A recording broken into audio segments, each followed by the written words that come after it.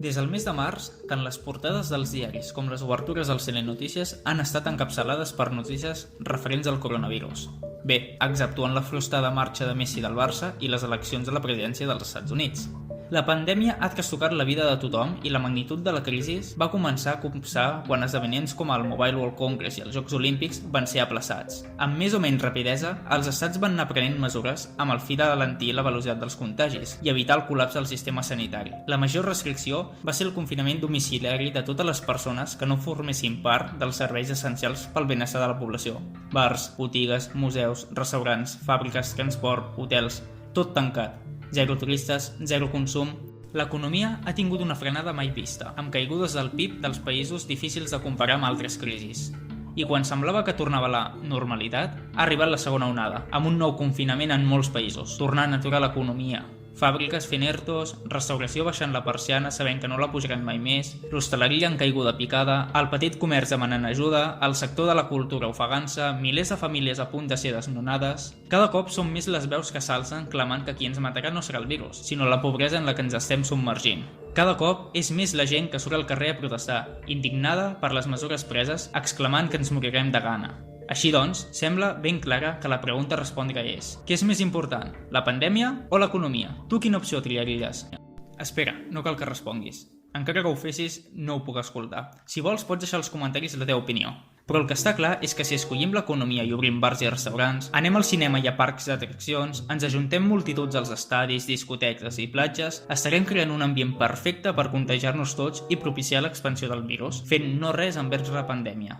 Podríem dir que aquesta ja ha estat la política en bona part dels Estats Units, país amb més nombre de positius al món, rècord de contagis en un dia, líders en mortalitat i en l'actualitat sotmesos a una tercera onada amb la qual els experts auguren una tardor i hivern terribles i devastadors. Si per contra escollíssim focalitzar les polítiques en controlar la pandèmia, hauríem de continuar aplicant restriccions, mesures de contenció i amb la situació actual a Europa i molts països abocar-nos a un nou confinament domiciliari, deixant que la pandèmia ho aturi tot completament. Bé, la pandèmia ho ha aturat tot menys el canvi climàtic. Durant tots aquests mesos en el que ens han estat atiforrant d'informació i notícies del coronavirus i de la important decisió final de Messi, han deixat de banda temes importants com l'actual genocidi que està patint el poble armeni a l'Alt-Karabakh, l'històric brot de dengue a Amèrica Llatina durant el mes de maig o la crisi migratòria a Grècia del març. El canvi climàtic ha continuat avançant imparable i prova d'això és el següent. Durant el gener, Indonèsia va patir unes inundacions terrorífiques i aquí a casa nostra vam patir els efectes del temporal Glòria. Al setembre es va veure com 5 huracans vivien alhora a l'Atlàntic i durant l'abril i el maig, Suïssa i Alemanya van patir una sequera com mai vista. Els incendis també han estat notícies i llocs com Austràlia al gener i Califòrnia i Colorado durant els mesos d'agost i octubre han patit calcinacions devastadores amb superfícies difícils d'imaginar. I per últim, de moment, el 2020 ja s'han portat els rècords de tenir el gener, febrer, abril i setembre més càlids de la història des que hi ha registres, amb rècords de temperatura màxima a Oslo, Antàrtida i Moscou.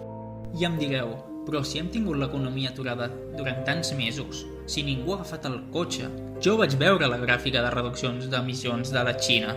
I sí, teniu raó, la pandèmia ha provocat la reducció d'emissions més gran de la història. Es parla que respecte al 2019 s'han reduït un 17%. Podem comparar aquesta disminució amb la d'altres esdeveniments, com la crisi econòmica del 2008 o les guerres mundials, i podem veure que no té res a veure. Però el problema és que el canvi climàtic es comporta com una bola de neu o una llau, que per molt que no tingui més neu per agafar, la inèrcia que porta fa que continuï avançant sense treva. I com hem creat aquesta bola de neu, us preguntareu? Doncs en aquesta mateixa gràfica teniu la resposta. Portem anys i anys on les emissions de CO2 a l'atmosfera no han fet més que augmentar i augmentar. Des de la revolució industrial, els humans hem anat emetent a l'atmosfera gasos d'efecte hivernacle, majoritàriament CO2, tot i que també ho són altres com el metà, òxid de nitrogen, ozó i els clorofluorcarbons. Cal puntualitzar que l'efecte hivernacle és bo, ja que és el que permet que hi hagi vida a la Terra. Sense aquests gasos a l'atmosfera, la temperatura mitjana seria de menys 18 graus. Però com tot en aquesta vida, que sigui bo no significa que puguem abusar-ne. L'emissió de tots aquests gasos de forma sistemàtica ha resultat en un augment de 1,1 graus de la temperatura mitjana al planeta respecte a nivells pre-revolució industrial. Llavors, estic dient que això és un cicle natural i que no cal patir per res? No exactament. Que naturalment hi hagi variacions és un fet comprovat i normal, però la variació que hi ha actualment no l'ha provocat la natura, sinó nosaltres, i això és molt fàcilment demostrable. Fixeu-vos en les gràfiques. No veieu com l'augment i la disminució sempre es manté entre dos valors? Potser no cal anar milers d'anys enrere i observar simplement els darrers 800. Passa exactament el mateix. Pujades i baixades que segueixen un padró, una certa semblança, fins que arribem al segle XX i es dispara tot. Però el problema més gran no és el valor que ha assolit la concentració, que també ho és, sinó la velocitat amb la qual està augmentant la concentració. Si ens fixem en el cicle natural, les pujades, les quals són de menys de 100 ppm, es duen a terme al llarg dels 6.000 anys. En canvi, la pujada que estem experimentant ara és un augment de 100 ppm en menys de 300 anys. Queda palès que el negacionisme no té lloc i que els responsables de la situació actual som els humans. Que en siguem els culpables també significa que a les nostres mans es troba la solució. Mostra d'això és el fet que les emissions de CO2 durant la pandèmia s'hagin reduït tant. Vols internacionals aturats, carreteres i autovies desertes fent que la demanda de petroli caigui en picat, tancament de fàbriques i caiguda del consum per càpita, fent disminuir fortament el consum energètic, provinent majoritàriament de combustibles fòssils com el carbó. A sobre la taula es posa el dilema: economia o planeta? Si triem l'economia, el planeta se'n va en orris. Si triem salvar el planeta, l'economia es veurà perjudicada. Un altre cop ens enfrontem a una pregunta amb dues opcions. Al principi del vídeo us he llançat la pregunta de quina opció triaríeu si us fessin escollir, economia o pandèmia. I si realment no estem davant d'una pregunta de blanc o negre? I si realment hi ha una tercera opció, la qual permet aixecar l'economia evitant que la pandèmia se'ns emporti per endavant? Economistes de tot el món posen de manifest que ara cal una forta injecció de diner públic en forma d'estímul per l'economia. I si aquests diners es destinessin a potenciar les energies renovables i l'economia circular?